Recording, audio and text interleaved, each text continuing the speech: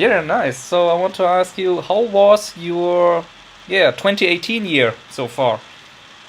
I was pretty busy, and it was pretty good. It was, you know, um, it was nice to be busy again the way I was. So I had a good 2018. Thank you.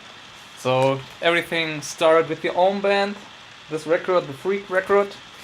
Yes. Crazy World, and you did 2 tours, I guess, here in Europe and in America. I hope everything went well. Yeah, like I said, it was a lot of fun. Yeah. And there's also some stuff going on from the past, because your record label, Heavy Psych Sounds, re-released these 2 things here. Yes, I did. And everything started with that because you and Eddie and Mark agreed with Heavy Psych Sounds to re-release some stuff, but also release something which never came out. And this is, for example, your new record, you can say, with Nebula, and January it will come out. It's a Demos and Outtakes, the first record. Yes. And I want to talk a bit this one first. And I saw the period is from 1999 to 2002, so I guess there's something going on in the future between the time 2002 and 2006, or...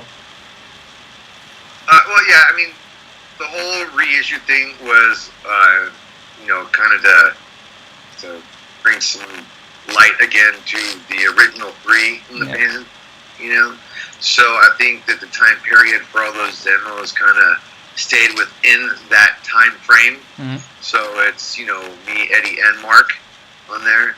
And since it was the 3 of us who kind of, moved forward with these re-releases, that's why we kept that time period up to there, right? So that was the 3 of us. Then, of course, after that, when Mark left, me and Eddie, we continued on, and we had a couple more releases after that. Yeah. But the whole, I think, just keeping it the 3 of us is the reason why we probably stopped it that year. Yeah.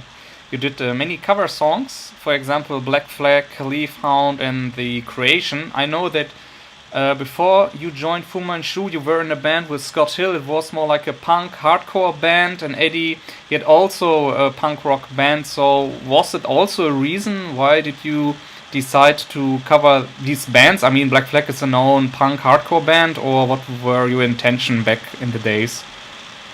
Well, I think the same way as mostly everybody who likes high energy music is a big fan of Black Flag. So all 3 of us, no exception to that, and it's always one of those fun tunes that we all know and, are excited and it's fun to play. Yeah. So it got captured one night, and you know what, now with how everything all kind of fell into play with what we're doing here, that was a perfect song to include, because, I mean, we grew up in, Orange County, California, and, LA, so the roots with the punk rock is pretty heavy. Yeah. And, so yeah, I mean, that's where the Black Flag came. I mean, we've been playing that, since Virulence and stuff, and I'm sure Eddie in his earlier bands probably played that song tons of times, Yeah. So it's a staple for, bands when, hey, let's play a song while we, nervous breakdown, yeah, let's do it. Nice. So, the other ones, we just, were always hunting for, records and new music, trying to dig deep into certain years and stuff, and, The Creation and, Leetown were things that at that time were just discovered. Yeah. Well, this is great, and it opened doors to finding so many other bands from that era that, were really scarce at that time. So, we cover the songs because we like them. Yeah. Nice. And, we had the time to go and record them, so we did, and now here they are surfaced. Yeah, definitely. They're definitely cool, different variety of Nebula, which I really liked. You can play cover songs, that you also how you developed your song came from a psychedelic band sound from To the Center, which developed to chart with this more rock based. And also on the first Demos record is the track Wallfinger, which is originally a track from Eddie's old band. And you re-recorded, or what happened to Wallfinger, to the Wallfinger track actually? You know, Eddie was the main songwriter for the band, you know, so that was, I guess, how the story and the history is it was Eddie's actual first song he wrote, you know, or probably first finished song that he introduced to a group that he was in. They recorded it, actually, and they actually put it out on a B-side of a single. And, you know, we always had fun with it, too. You know? So that was just another thing. It was a cool song. You know, it's part of his demos as well, you know, when he would give us demos. Hey man, here's these ideas and stuff. You know, that one was a song that was on there, and both Mark and I were like, well, let's try that one. And so that was the history of that one. You know, Eddie's first song, it was recorded by his first band. We recorded it because we were having fun. He wrote it. You know, and I don't know if we ever really planned on releasing it ever, and it was just a fun thing. I mean, I can't remember that far back, but you know, Mark was cool. He dug it up and he found it. And he said, "Yeah, let's put it on there." Nice. So, what is your personal favorite track on the Demos record? You know, it's weird, Kai, because I don't know. Maybe other people are the same, but you know, years after, it's hard for me to listen to what I do. You know, it's like, because I always think I could probably do it better. You know? But listening to this, you know, I mean, it brought back memories, and you know, the "You Got It" song, I think, was kind of something really different at that moment. You know, it kind of has a bit of a more smooth poppiness to it. That's, you know, for us at that time was probably experimental. And you know, it's just upbeat. I can totally see, you know, girls dancing, you know, while you're playing that and all that kind of stuff. So I'm gonna go with that one. Nice. What favorite memory comes up in your mind if you think back on tracking those tracks, like To the Center, the record, or from the Charged era? You know, it's hard because on some of these things, I couldn't even remember the songs when they resurfaced. So trying to dig back into the memories on particular takes with certain songs, it was all a big blur. You know, so I don't know. You know. Let's talk about the reissue of the Charged record. I got here the original Sub Pop copy. Oh, nice. And I mean, Sub Pop was back then a very big record label, most known, I guess, for Nirvana. And do you remember how you collaborate with them? Did you send the demos to them or the record, or came the A&R to you and said, "Hey, Nebula, I heard To the Center, it's a cool song, let's do a record together"?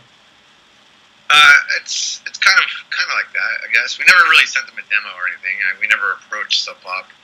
What we did was we went to Seattle to record with Jack and Dino. And when we were in the middle of recording, the label that we were supposed to be on at the time kind of folded. They went bankrupt. And we were halfway into the recording. So Jack was totally cool and said, "You know what, we're going to finish this record and we'll figure everything out later." So we did that. We went ahead. And one day we took a break and went to the grocery store. And there at the grocery store we ran into Megan Jasper, who was, you know, one of the heads over there at Sub Pop at the time. I think she still is. And they had the tour, and you know, they were well known in the skate world and stuff, you know. So they kind of knew each other already. So then when we ran into her at the grocery store, it was a bit of a reintroduction between them. And then, you know, she says, "Well, what are you guys doing?" You know, "Well, we're recording." I mean, we were with Jack and Dino, so we're recording with Jack. So I think that sparked a little bit of interest, you know. And that's when it all kind of happened. It was the chance meeting at a grocery store with certain people that, you know, and it just happened. Nice. So that's how we got started Sub Pop, really. Nice. And do you remember how your track Giant came out on the Tony Hawk Pro Skater soundtrack? Yeah, it was awesome. I ended up getting an Xbox first generation from it. Hi. You know? So I'm not a big gamer, you know, and I know those things are extinct now, but you know, that was part of the deal. You know, they gave us a couple of Xboxes, and just through publishing and the people who were working for us at the time, I think we were approached again. Eddie, you know, was a little bit in the skate world. He was in a band and did a lot of music with Neil Blender. Yeah, was a pretty amazing, you know, pool and vert ramp skater kind of guy, you know. So Eddie was a little bit tapped into the skate world as well, and so I think that's how the whole trans world and the video games kind of just happened. Did some people? Because we were awesome. Because we kicked ass, Kai. That's why. Yeah. Did some people step up to you and said, "Hey, I know you from the Tony Hawk Pro Skater soundtrack"? It has happened. Yeah. It has. You know, it's obviously not an everyday thing, but there's been some people who I think that's how they found out about us was through the game. Nice. Something happened. Okay, cool. A message is coming in from some minutes ago. Okay, yeah, that's what I saw. All right. Yeah, nice. Yeah, 2018 is nearly over. The Freaks released some stuff. Nebula will release some stuff, and also some desert rock veterans released new records like Brandbjörk or Fu Manchu. Do you have maybe some favorite records for this year which you want to share? Oh gosh, you know, I'm drawing a blank here, man. You know. I should have realized at the end of the year, it would have been an end of the year question here, and I should have, like, you know, but I just jumped in. I wouldn't be able to answer that because I might call the wrong year. It might be 2017. But a few, you know, I mean, Brant, you know, the Nebula records, to me, probably will be my, you know, best thing about 2018, you know. My band's record, you know, I have releases out, so I'm gonna kind of just claim my stuff, just ride. You know, I'm proud of what I've done so far, and 2018 kind of helped, you know, just remind me of some good old times and stuff. So, nice. So yeah. Do you have? Actually, what is a great record that came out was the Yawning Man record. That was That's a good one. Pretty amazing. You know, so there you go. I'll call that one. Nice. Good solid record, definitely. So, do you have plans for 2019 with the Freaks? Writing, you know, we're in the process of writing some more tunes right now. With the holidays, you know, taking a small little breather. It's cool because the other guys have been working on other projects and stuff.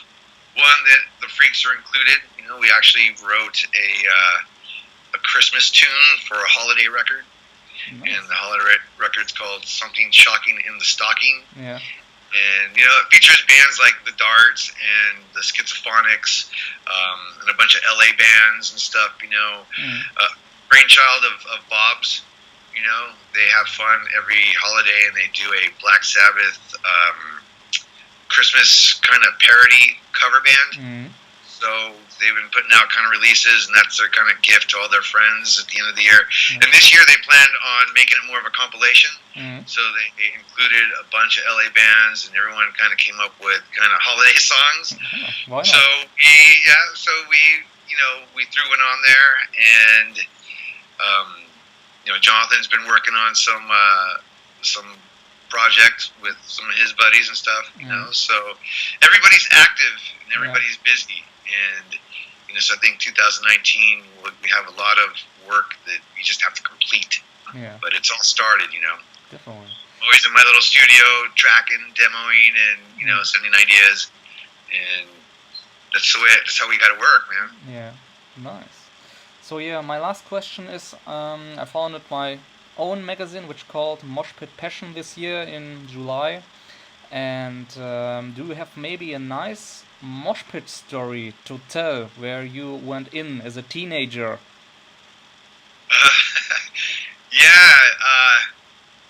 It was Fu Manchu, right? We actually did a tour with the Deftones. Oh. And this was like 98, you know? So, we played some big stages and stuff, and the Deftones had, some tunes that would really get the circle flowing. Yeah. So being backstage, I always had just the perfect launching pads, and I kind of honed in on my stage diving on that tour. Yeah. First one was terrible, Yeah. but by the end of the tour, I was up there, and so that was always fun too, because I lost a shoe. Mhm. I'm sure many people have. But trying to find the shoe, I think, after you are in there is more fun than actually being in there. Yeah. So yeah, nice. We are already done with the interview. Maybe you want to say or to share something to our viewers and to your fans. You can do it now. Okay. It's the end of the year, and good cheer to everybody, and a prosperous 2019, and I hope we all get together and party soon. Come here. Here comes my friend. Come here. Here, I'm going to introduce you guys to one guy. Yeah. This is the fat boy. Oh, right there. yeah. It's a fat boy, All man. right. So Hi, everybody, buddy. have Hey, a great man. 2019.